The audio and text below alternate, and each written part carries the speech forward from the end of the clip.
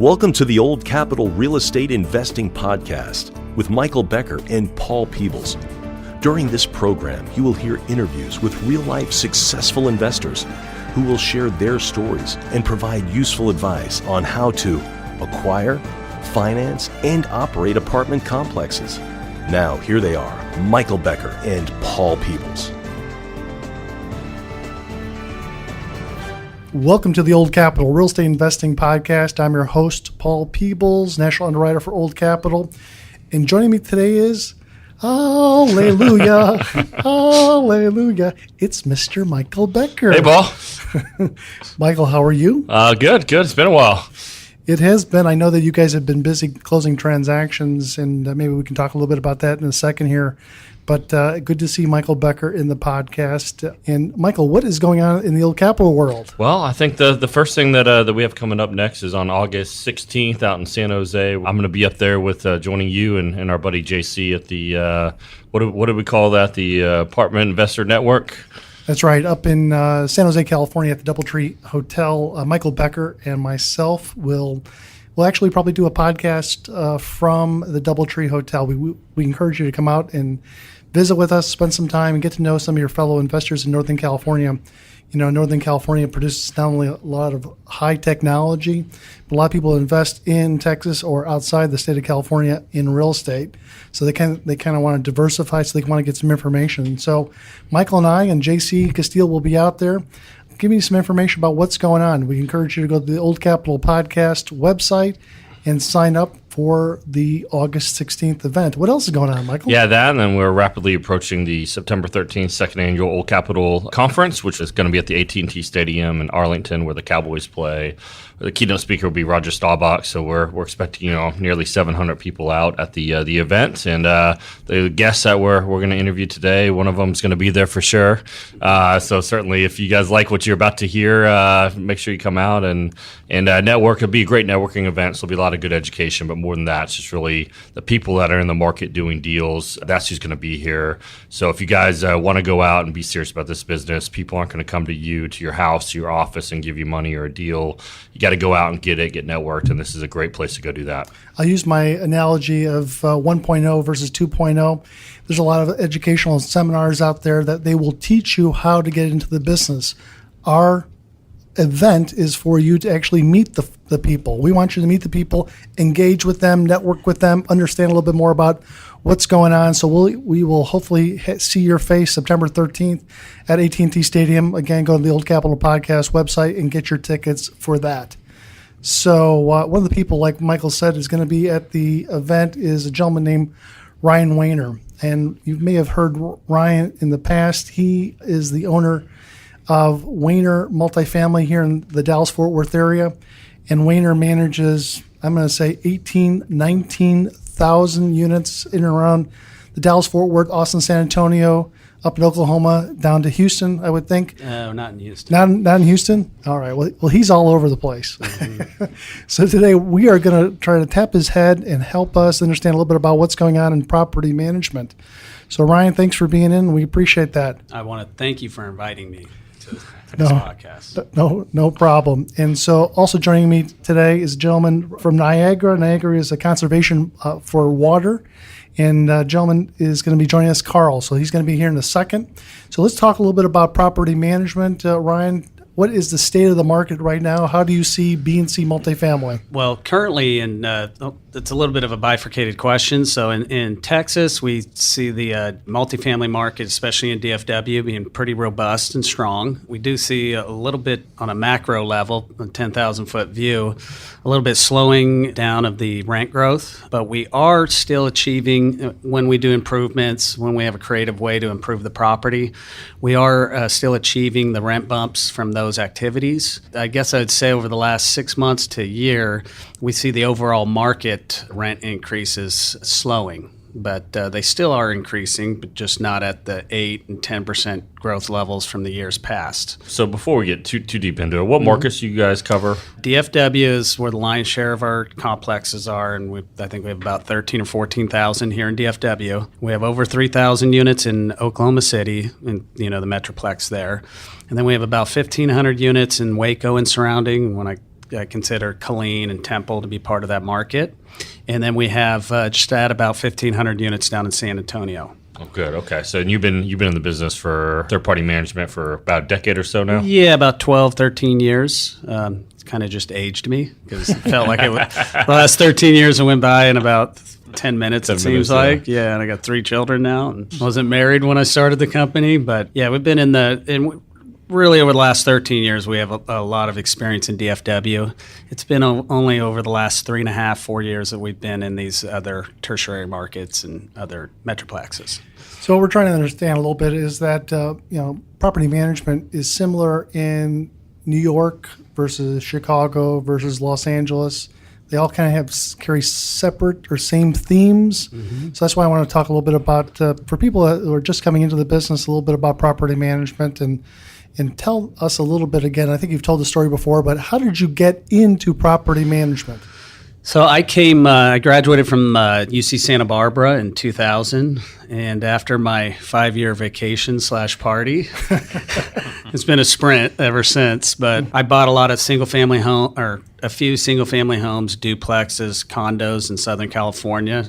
Incidentally, I came out of college with a 6-figure job, but I lived in a trailer in an industrial park and saved all my money and bought condos and stuff.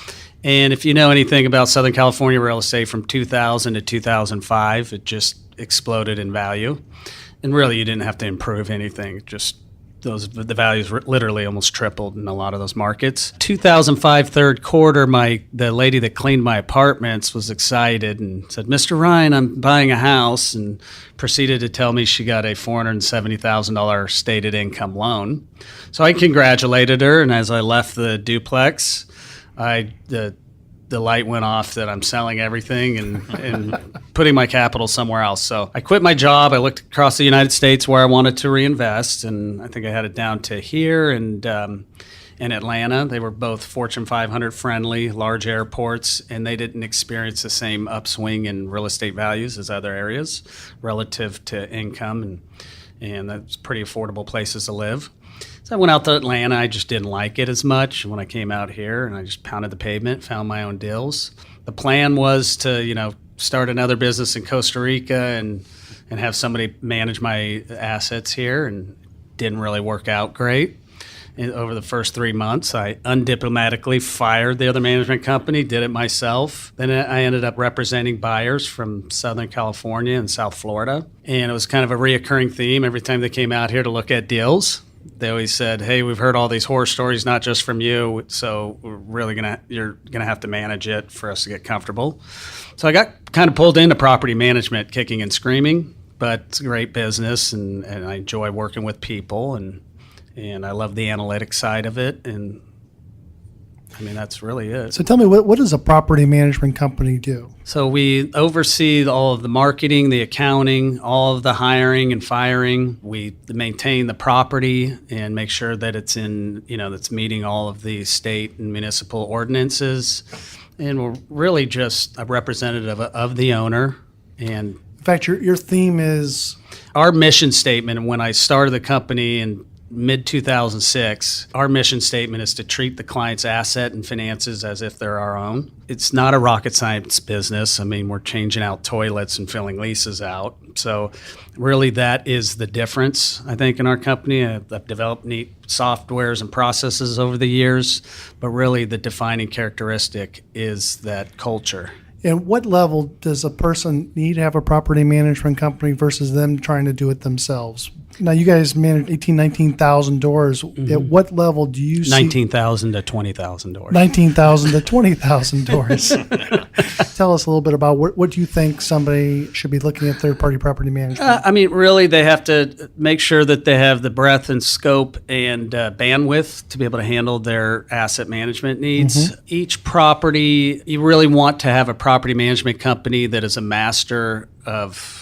In my personal opinion, it's better to have a property management company that's a master of, one kind of asset class or, over a few asset classes in a regional environment. I'm not a fan of the nationwide management companies that just, come into town and hire some people. So you really want them to have a local presence The way we've built our business is we have clusters of properties everywhere that we manage. Just like I told you, we don't manage in Houston. When we manage in Houston, we will put a lot of resources to inundate the market. So I think that's important. I really think it's a mistake to go with a management company where the business philosophy is like, we'll manage anything, anywhere, all the time, because they end up doing a lot of stuff incorrectly, and you're the one that owns the asset at the end of the day. And now here's something that you may not know is that all the properties that you manage, let's say that is 100 plus actual properties themselves, is there a percentage or a ratio for the people who actually live in Texas that own the properties in Texas versus the people who don't live in Texas that own properties in Texas? I can't give it to you with specificity, that percentage breakdown. I would say probably the properties that we manage in the state of Texas, probably 40% of the owners live in the state of Texas, and they either have a day job or a large company that they run, or they have the knowledge of their lack of ability to manage an asset of that size. And so I think that takes a certain level of maturity. Yeah, when you talk about somebody that, say, lives in Texas and possibly could do it, but they elect not to do it, just like you elect not to work on your own car if you're, right. If you own a car, or you. I know to change my own oil, but why would I do that? Or work on your own teeth. Right. You don't want to be a dentist or cut your own hair. You don't want to do that. But how critical is it for somebody that has a specific knowledge like what you have, that knows all the government entities, different groups in Dallas or different groups in, say, Fort Worth that control kind of your destiny on the internal side of the government? So I'm talking about people that work for the city of, say, Garland. Do you guys have a great relationship with the zoning and the planning people and the people that come out and do your inspections? Yes, and I think through 2010 through 2015, we all knew what happened in 2009 and 10. We created a very strong relationship with a lot of these municipalities as assets were coming out of bank-owned issues and stuff like that. A lot of them had a lot of deferred maintenance. There in Dallas, we have the legal thing called Chapter 54, and that's when the city attorney is involved with the property because it hasn't been maintained and there's criminal issues. We have a really great relationship with them because they've seen us literally dozens of times come into a situation and get out of those programs within 6 months. We also have the added advantage that we have a full construction wing it's actually a different business, but really 90% of the construction work that we do is for our own clients, maybe 80% at this point. We do about 20% outside of that. So we've done a lot of large renovations, large construction projects, even projects where buildings were boarded up and we had to go in and do all the asbestos remediation, all that stuff. We've created relationships with the city. They know that when we go out there and say we're going to do something, we follow through on it and we don't overpromise. Yeah, I think that's incredibly helpful for ownership groups to have a property management company that's actually tied into the city, that you kind of understand. It's like a little bit like a dance. You know what the city is going to expect. You guys do it. The city may ask for additional things. You guys do it. It's a little bit of a dance. Somebody who doesn't know it, doesn't do it on a daily basis, is completely in the dark of what the expectations are. I think that's definitely a legitimate benefit. Another thing that, you have somebody that maybe is retired or, because like I told you, it's not rocket science what we're doing, but what happens, and we've seen this happen a lot, where people take a good shot at managing it themselves. They figure out that it's not a good use of their time. But secondly, we have over 800 employees. So you don't want to have to be married to your manager. So you might have a great manager. They start to feel that leverage. Then you almost become married to them. You have to pay them more. Every whim that they have, you may even, if you're a single owner and you have a few employees and they get caught stealing, you're in a situation where you have to find somebody else. There's a huge benefit when you have a huge network of employees in the area, that if something like that happens, we maintain the leverage.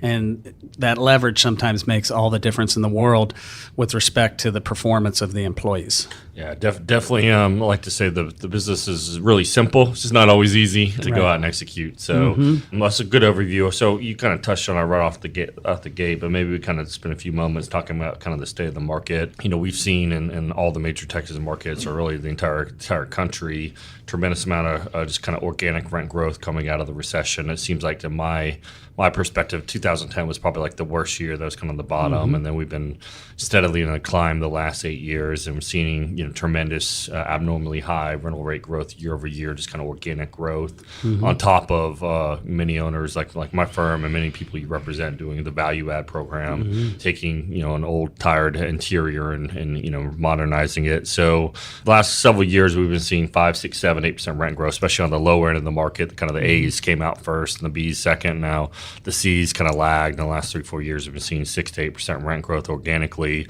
What have you seen so far? We're about halfway through 2018 when we recorded this. What are you kind of seeing across your portfolio as far as kind of organic rent growth right now? I think that it's going to be probably about cut in half, so maybe in that 2 or 3%. And I'm not concerned about the 2 or 3% growth side of it. It's the trajectory. When you're doing 4 to 6 and then you go to 2 to 3, you might have the expectation for 2019 to be a half or 0. So that's kind of what I spoke to earlier, is our pro formas, our projections.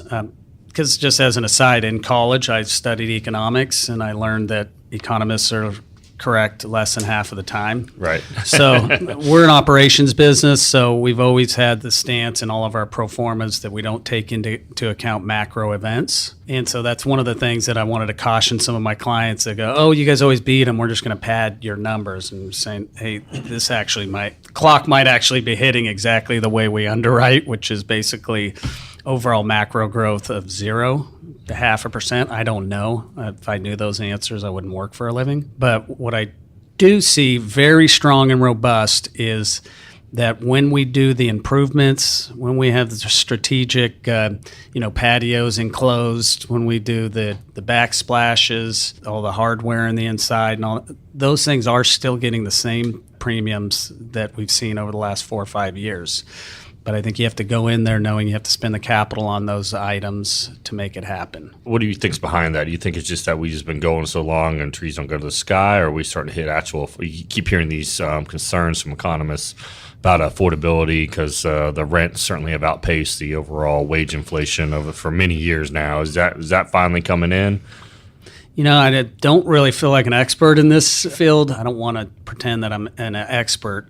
I think that the affordability kind of matrix here in North Texas and even in San Antonio and Waco, it's still much more affordable rent per income of the overall area than on the coasts in Chicago and stuff. I'm guessing Chicago's probably in that same boat.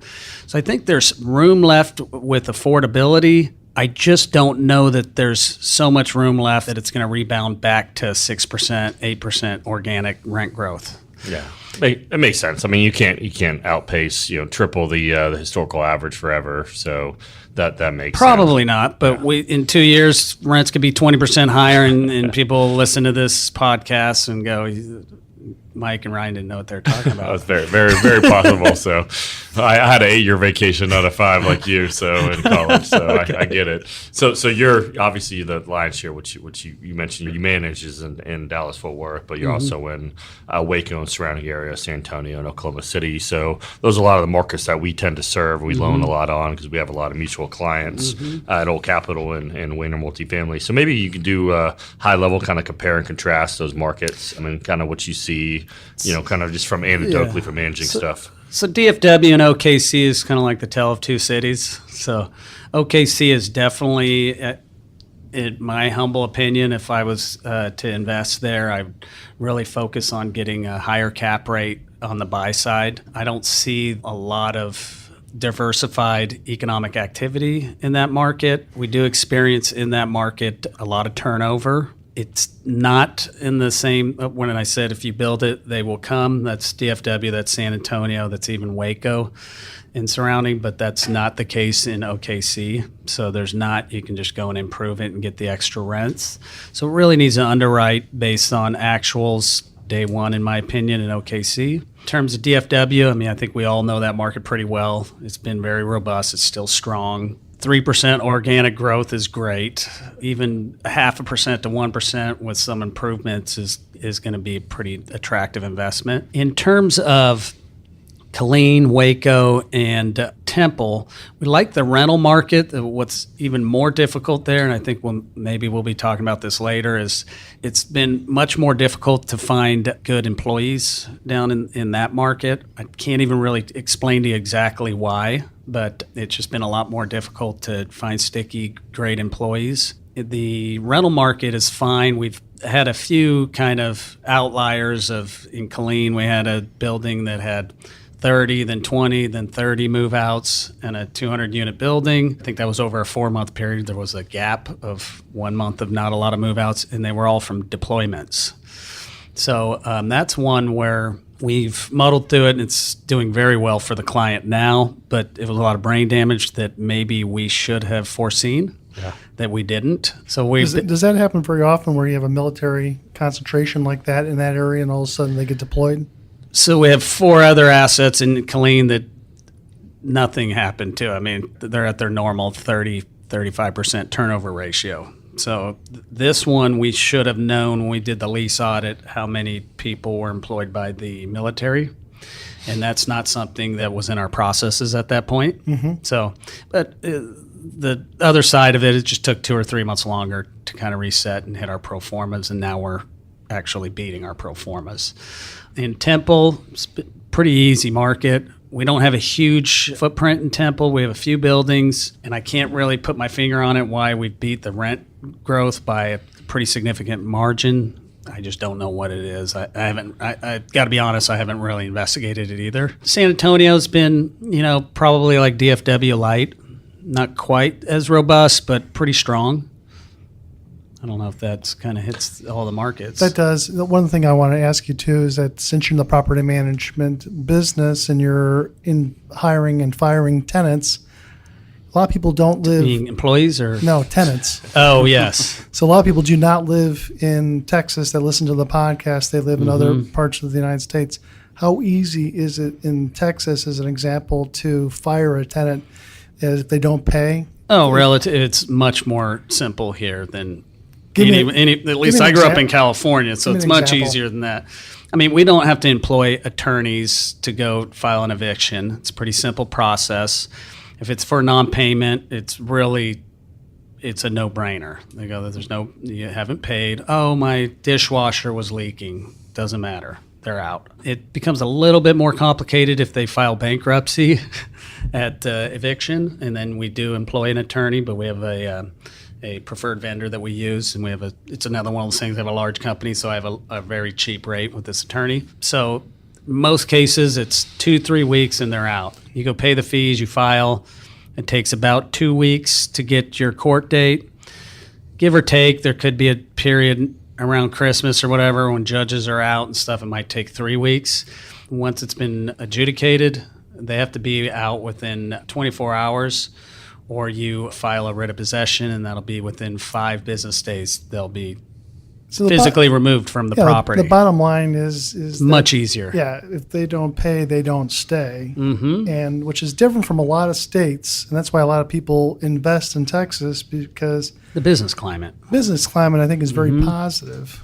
And, that's why we see a lot Knock on wood, hopefully the politics stays that way, right? We are getting a lot of Californians moving in, we'll see. Right. Obviously, we've been in a very robust, expanding economic base in all the major markets, and we've had a lot of rent growth. We've talked about that. kind of slowing a little bit as far as the rate of expansion and rental rate growth. What are some other headwinds and challenges that you've been seeing, this last year versus, 3-4 years ago? My perspective, taxes have been a problem for, many years now. So the property taxes keep getting reassessed and going up higher and higher in most of the markets that we are in. What's kind of the last couple of things that you've seen that have been a little bit more of a challenge for you? So I'll second that as the biggest issue is the taxes, especially at transfer of ownership.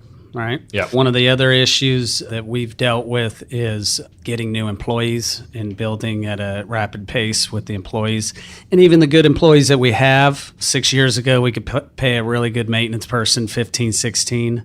Now they're making 19 or 20. So there's upward pressure on the payroll. That's one issue. I mean, that's probably the next largest issue.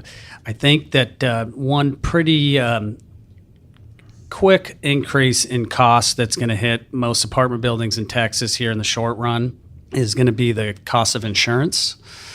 We've had the 2 storms, the 2 hurricanes, and the 1 hurricane that hit Texas pretty badly. And then we've had a lot of hailstorms and stuff up here. So we see a very large increase coming around the corner in the insurance costs. And then obviously the employment stuff that we've been able to weather that storm a little bit better. Because we have such a large network of employees, we are known in the industry to have a fun place to work and stuff. So if you notice on a lot of our deals that we end up paying less than other people that have the same type of employees, and that's because of the culture and it's a fun place to work, and that the people know that they're part of something bigger, that we're not just a toll collector, that it's about taking care and being an advocate for the owner first, and then the tenant, a little bit secondary, and then ourselves third. Right? Talk a little bit more about that line item of insurance. I mean, there was 2 large hurricanes or 2 hurricanes that blew through southern Texas. And because we live in Texas, I think we all feel a little bit. We all get shared. We all share the pain. We share the repercussions of increased insurance premiums. What is one way to mitigate insurance premiums by going up, and a benefit to do business with a large multifamily management company like Weiner Multifamily? Yes. So we have a master policy right now. What is a master policy, master insurance policy? So it's not a pool. Pools are illegal. Yeah. But it's basically where we have a special arrangement with a large insurance broker and then insurance provider, and that any of of our properties that are added on to that master policy, I don't know how to get any more technical than that, but they'll end up being about 5 to 8% less than what somebody can do as a one-off, or even if they have 5 or 6 properties. Typically, it'll be about 5 to 8% cheaper. Sometimes it's not. 1 out of 20 times it's not for whatever reason, but most of the time it's a cheaper rate. It's the basic volume discount type of scenario. Michael, tell us a little bit about it. You're an exactly operator. Right. So we have a master policy, and that was able to save us, 8-10% whenever we went over. And I'm echoing that's what we saw. We have our property casualty reset in May, and we had a pretty healthy increase. We were able to mitigate a lot of that by increasing deductibles on certain Right. properties. And like last year we had 3 hailstorms. I think the year before we had 2 hailstorms and 2 fires. So it's just it's been creeping up. So you can't pay out more in claims than they collect in premium for very long without having your premiums go up. And that's what I think we've kind of seen as a whole, and a lot of the southern markets across the country, and Texas certainly being a good example of that. And part of Weiner, we don't have, or I don't allow us to choose your deductibles and your premiums. We still keep that in the owner's hands, because if I guess wrong and a hailstorm hits it, I don't want to be responsible. Have that 2% deductible. And Yes. So one of the other things I think you guys have done a pretty good job, and you've been kind of on the front edge of with cost containment, is on these older, especially a lot of the older buildings, which you guys tend to have a concentration in, just kind of through water conservation, water management. A lot of these buildings are master metered, or virtually all of them are master metered for water, sewer, and then you guys rub it back, you bill it back to the tenant. So maybe kind of talk a little bit about kind of your history and evolution through that, and kind of where you guys sit today, and we kind of bring Carl and talk about that a little bit too. Sure. I've been in the business for over 10 years, and I learned the hard way probably about 7-8 years ago when a bill went from $8,000 to $33,000 or $34,000 in a month. And I went, oh God, how am I going to explain this to the client?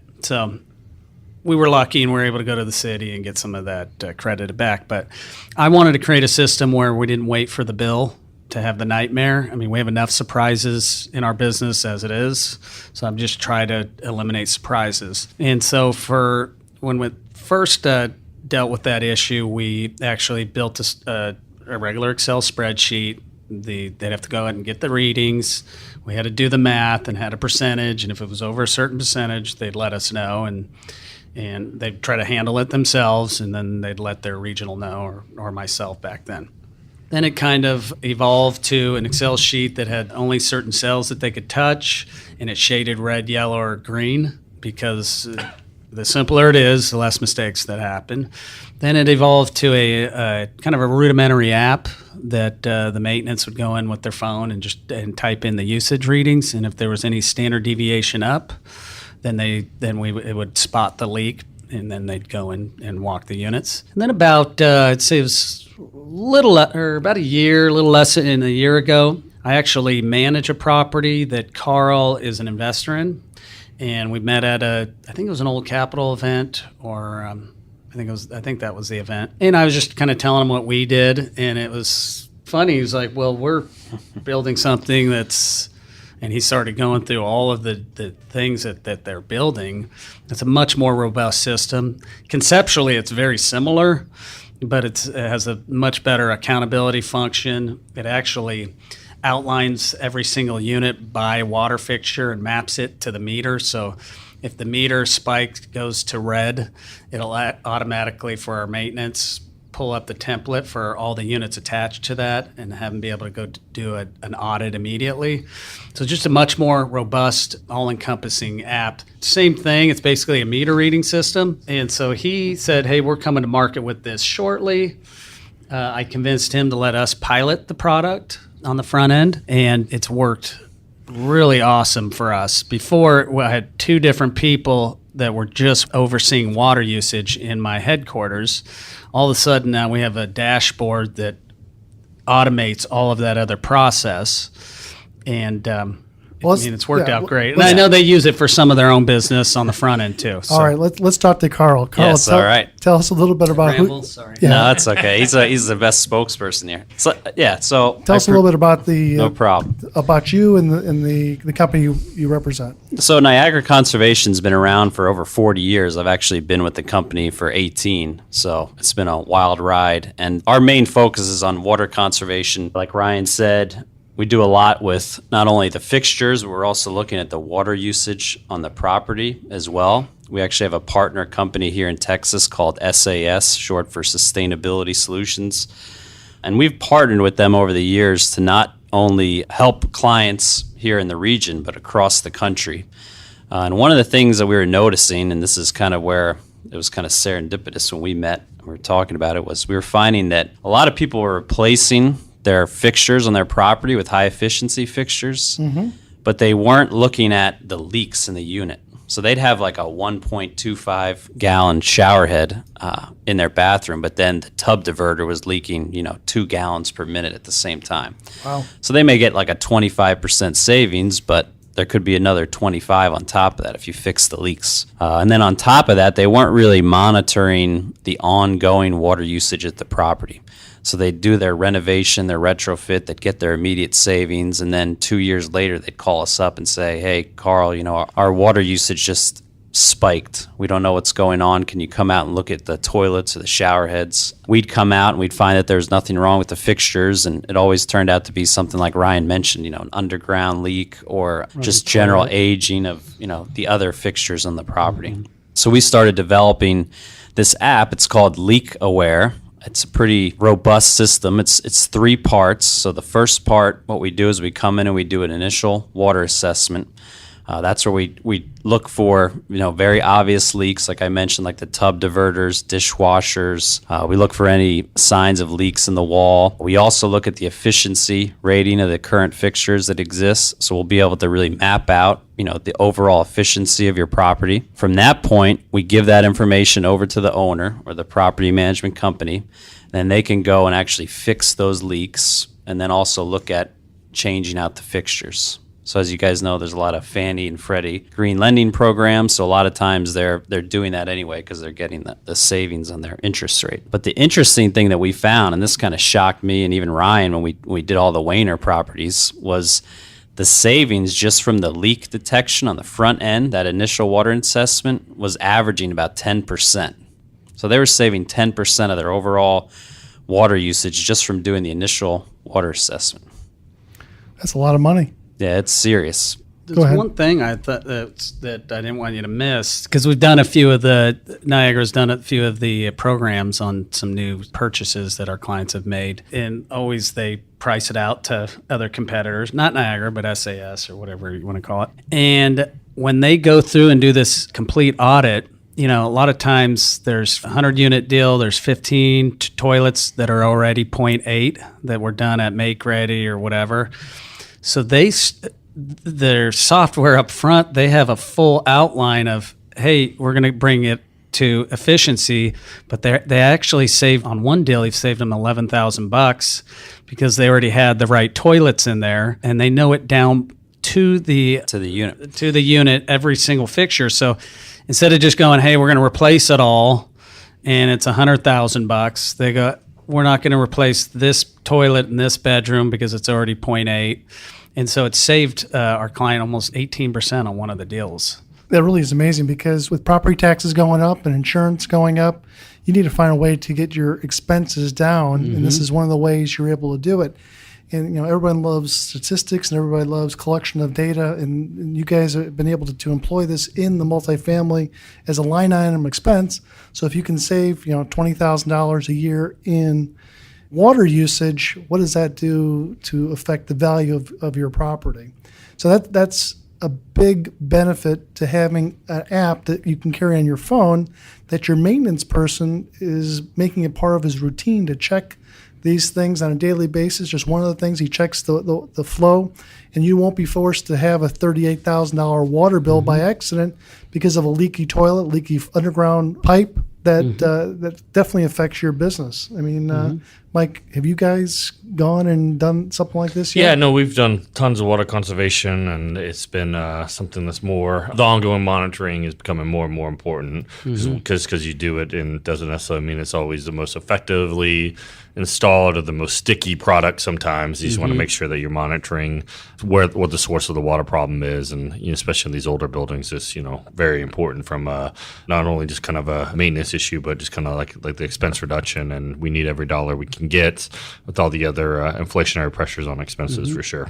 So, and I'd say 3/4 of it is the actual bill goes down, but 1/4 of and this is hard to kind of quantify, but we'll know that we're in the most expansive soil area in the country, and so we have a lot of under slab leaks. And when an under slab leak goes we've taken over properties where we go in there and fix an under slab leak, and we can tell it's been there for probably 4 years.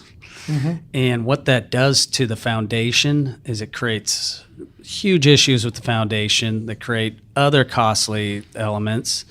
Not to mention, if you have a leak in a wall, even if it's a drip, it can create a black mold situation. So there's those other things that are a huge benefit of locating the leaks quickly. And with this software, you're going to be able to recognize that, because we actually had one of the properties we did a few months back where they just took over the property. The water bill looked in line. It looked normal, right? Used to other properties. But when we went and we mapped all the meters through the software, which is the second part, the ongoing monitoring, that's when we realized that out of the 5 meters, one of them was using like 70% of the entire water on the property. So we said, something's not right here, right? So we went out. There was no visible signs of any water in the soil, and there was no sign of a leak, but we had someone come out with some specialty equipment, and they found a huge underground slab leak. And I think the bill there was almost like $20,000 savings as well. So the ROI that we found on this leak detection it's huge. I mean, the initial cost of entry is very low. We charge a basic fee just to come out and map the property if you want us to do it. And then there's an ongoing fee. It's around $1 per unit per month.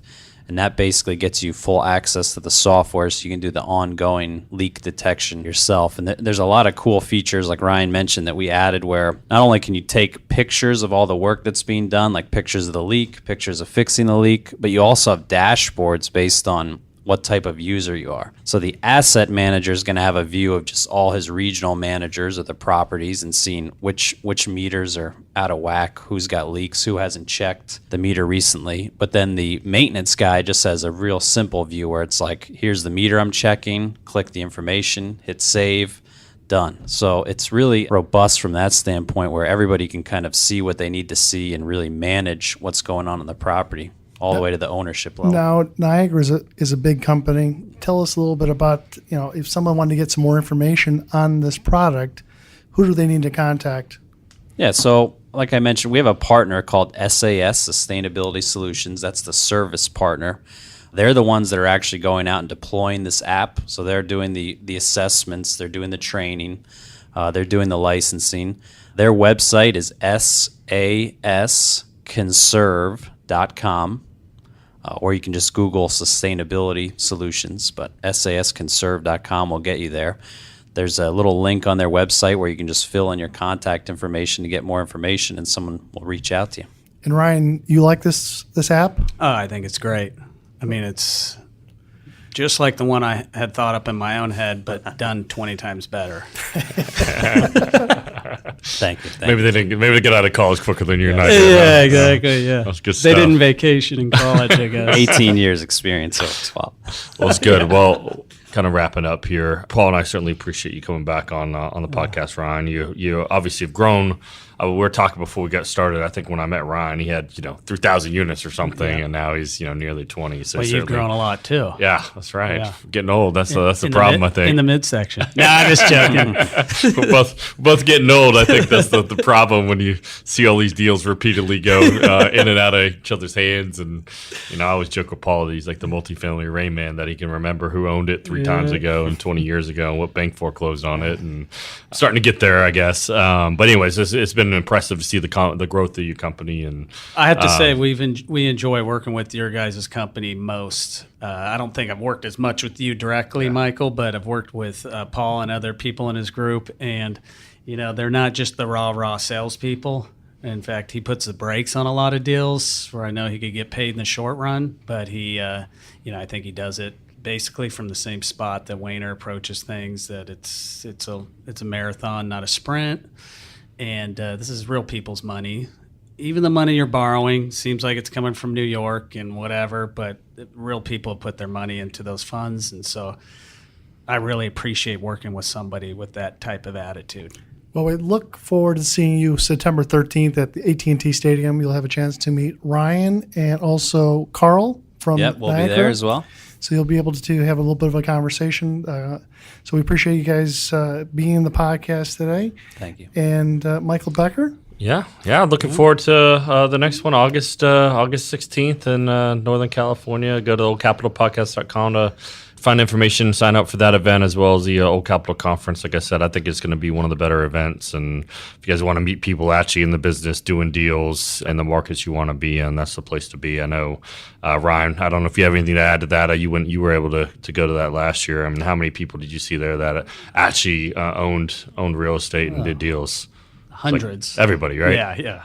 Yeah. So, There's people. probably a handful of people that didn't own deals or weren't real, almost everybody there. Yeah, and the brokers that we're going to have out there, I mean, they literally do billions of dollars of transactions a year. So it's a place to be. Go check it out. We've been beating the drum for a while. We certainly want to get you guys out there, and maybe I won't be 2 months from on the next podcast, Paul. I don't know. I certainly hope not, but you guys have closed a lot of transactions, so I know that you're damn busy. So, Carl, thanks for coming in. Thank you. Appreciate it, Ryan, guys. thanks for coming in. We'll see you. And Michael Becker, always a pleasure. I'm Paul Peebles. Have a great day. Thanks for listening to the Old Capital Real Estate Investing Podcast. Please join us at oldcapitalpodcast.com to sign up for our weekly email updates. We'll see you next week for another great interview.